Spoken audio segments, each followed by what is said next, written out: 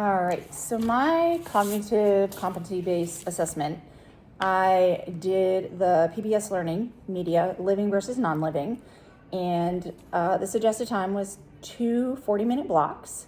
And the first step would be students to think about living things or organisms. And so we did a little bit more, adapting. When I would do this is I did a couple of slides specific to Maine. And so I had some things, hot dogs, chickadees, moose. And so I had 2 different slides on what are living and non-living things. We talked about the characteristics of non-living things. So we also talked about the definition of living versus non-living. What do they all have in common? And what are some things that make things alive? This was a tricky one too, what kinds of non-living things move? Because, I had a car on there, and technically a car moves, but it's still non-living. Sure.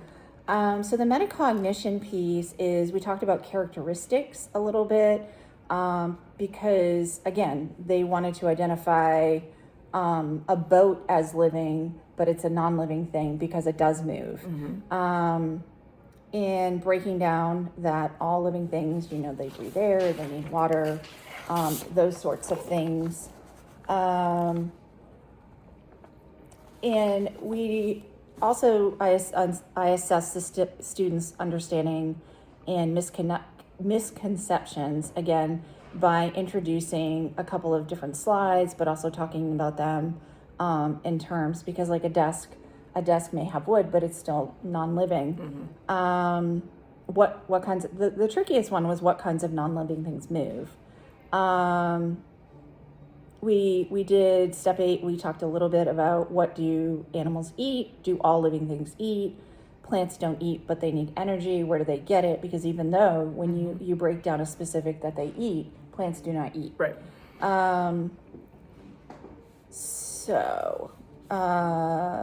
The cognitive lift in this lesson, what we reflected on a list of organisms that generate and think about features that make organisms alive again.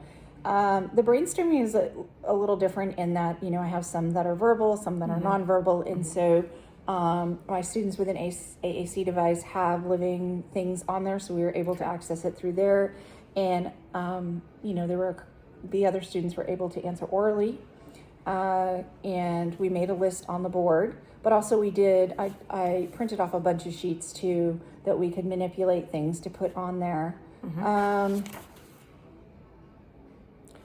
And I think that one of the trickiest questions for them to answer was, do all living things move? Because a plant doesn't actually move, a tree doesn't move. So there was some scaffolding, we did visuals, there was videos. The production struggle in this lesson, explaining the scientific definition of living versus non-living things. This was an interesting one, something that is dead, but it's still classified as living, such as a log. Yeah. They'll say it's non-living because it doesn't grow, it breathes. So that was one. Moving cars, running water, dripping icicles.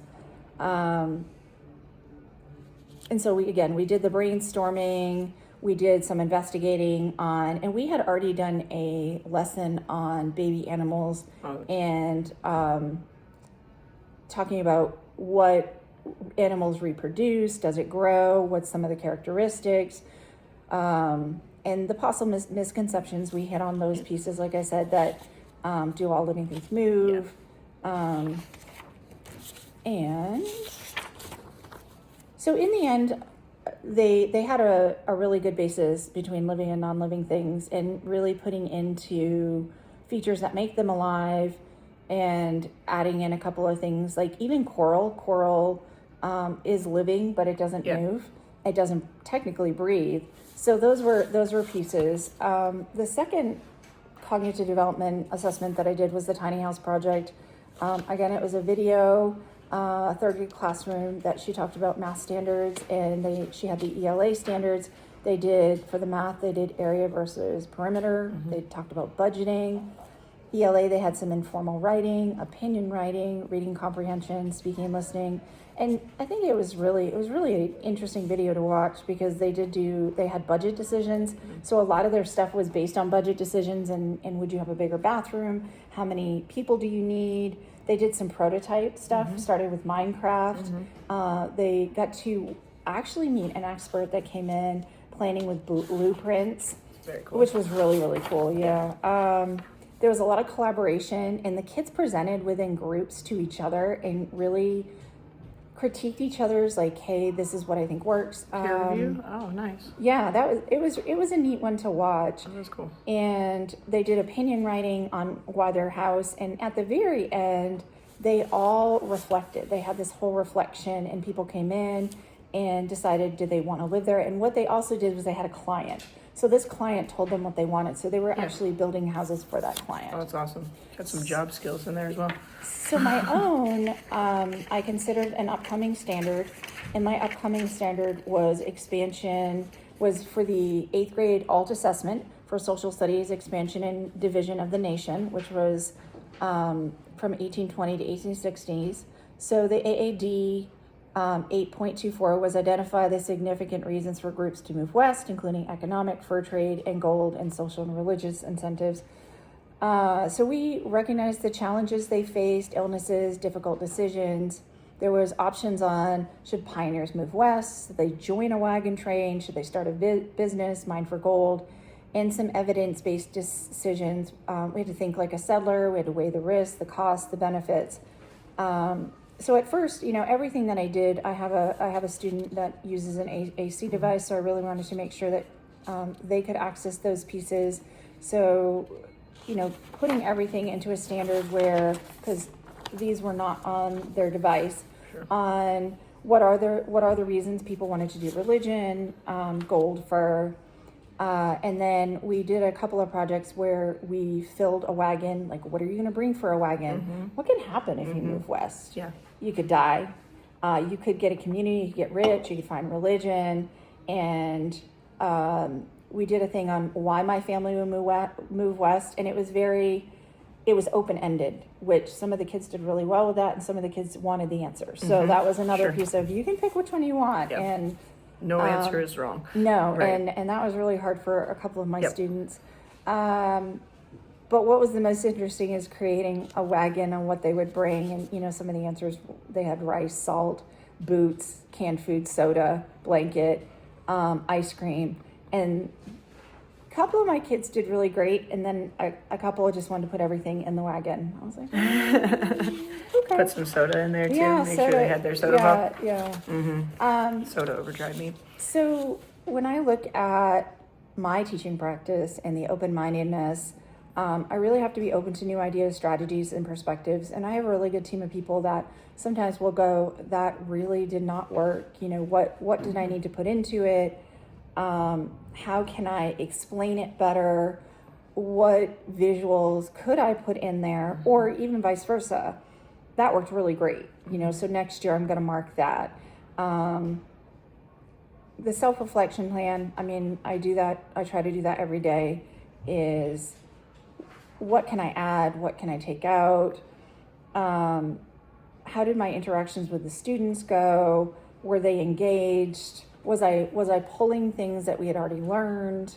And how can I, and how can I make sure that those connections, because I have a couple of students that are really good at making those connections and a couple that you kind of have to pull that information. And so I think that's really been kind of a struggle because I'm teaching this for the first time this year is what have they already learned? What knowledge base? And that's where that self-reflection piece really comes into play because you can really digest like how that went and what you can do to add to it once you've seen it in practice. So even curiosity, some of this stuff I learned back in the day, but what can I do? Like even when I added some videos in about the Oregon Trail, I was like, I did not know that. I did not know that piece. Sure. And so that was really interesting too. But trying to figure out, one of the biggest things is with the curiosity piece.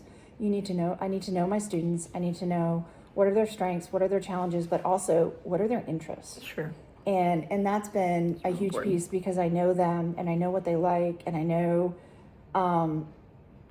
how they will respond to certain materials. So that also helps. And also that educational quality, that's been a little bit of a struggle, because again, when you have students who use an AAC device and you need to make it accessible, there are pieces out there in ChatGPT and lesson picks, but depending on the material, that has been a little bit, or even that educational equality, I've noticed that some of our material will give you one page on a specific subject, and that's not quite enough for some of these kids that need more repeated practice. Yeah. So as far as bringing some of that into my SMART goal, just really, I mean, even behaviorally with this stuff is I have to look at, did we have more behaviors during that class? And if we had more behaviors during that class, what is that saying about my teaching? Was it the content? Was it over their head? Were they bored?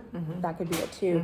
And so re-identifying that to make sure that I am meeting those needs. But also, if they were completely engaged in the behavior data tells me that, then also really looking at those pieces of how do I do this again next year and make sure that I mark that worked.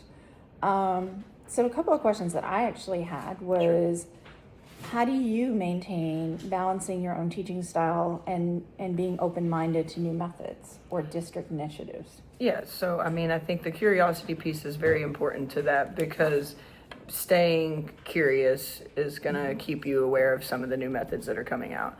With that being said, collaboration is also really important, because staying in communications with people that are also finding the resources of people who have these who already have these skill sets, and then tapping in and using what they have and how that works for you in your classroom is also one of the really good strategies that I would suggest. But as far as maintaining that teaching style, obviously strong relationships with your students is very important. It sounds like you've established that as a strong fundamental base, and that's something I would continue to grow with. The relationships that you have with your kids, understanding your kids, is going to truly impact how you how you tailor their learning, and how you provide that information to them in ways that they're going to be able to receive it and learn from it and actually progress. So strong relationships, high expectations, and having support with those high expectations, and then going hand in hand in that with that would be clear structure and routines.